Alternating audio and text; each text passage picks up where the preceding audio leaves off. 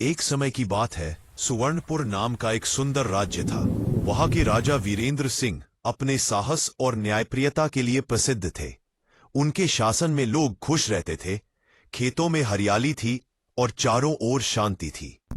लेकिन एक दिन राज्य के उत्तर दिशा के पहाड़ों के पीछे से अजीब गर्जने की आवाजें आने लगी। आसमान में काले धुएं के बादल उठने लगे और हवा में डर का माहौल फैल गया। दरबार में सिपाही दौड़ता हुआ आया और बोला, महाराज, पहाड़ी गुफा से एक भयंकर राक्षस निकला है। उसने गांव जलाने शुरू कर दिए हैं। यह सुनकर दरबार में सन्नाटा छा गया। लेकिन राजा वीरेंद्र सिंह ने तलवार उठाई और दृढ़ आवाज में कहा, जब तक वीरेंद्र सिंह जीवित है, कोई राक्षस मेरे प्रजाजनों को नुकसान नहीं पहुंचा सकता। अगली सुबह आसमान में काले बादल छा गए, बिजली चमक रही थी, पेड़ झूल रहे थे। गांव के पास का जंगल जलने लगा। राक्षस का नाम था काला अग्निदेव। उसका शरीर लोहे जैसा कठोर था और उसकी आंखें अंगारों जैसी लाल चमक रही थी। वह दहाड़ा, इस धरती पर अब सिर्फ मैं राज करूंगा। गांव वाले भय से अपने घरों में छिप गए। तभी घोड़े की दापों की आवाज आई।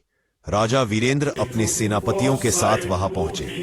उन्होंने ऊंची आवाज में कहा, अगर तुझे राज करना है तो पहले मुझे हराना होगा। राक्षस ने आग का गोला फेंका, लेकिन राजा ने अपनी ढाल से उसे रोक दिया। धरती हिल उठी और हवा में धूल का तूफान भर गया। राजा ने घोड़े से छलांग लगाई और तलवार चलाई। धड़ाम! तलवार राक्षस के सीने से टकराई, पर राक्षस हंस पड़ा। हा, इंसान की तलवार मुझे नहीं काट सकती। राजा पीछे हटे और उन्हें अपने गुरु के शब्द याद आए।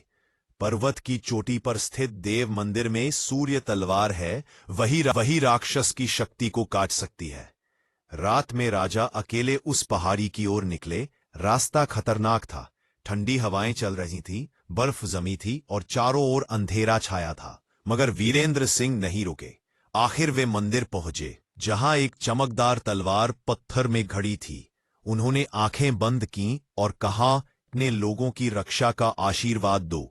तभी मंदिर में प्रकाश फैल गया और वह तलवार अपने आप उनके हाथों में आ गई। वह थी सूर्य तलवार। अगली सुबह फिर वही मैदान। राक्षस फिर गरज रहा था। राजा सूर्य तलवार लेकर वहां पहुंचे। राक्षस ने फिर आग उगली, लेकिन इस बार वीरेंद्र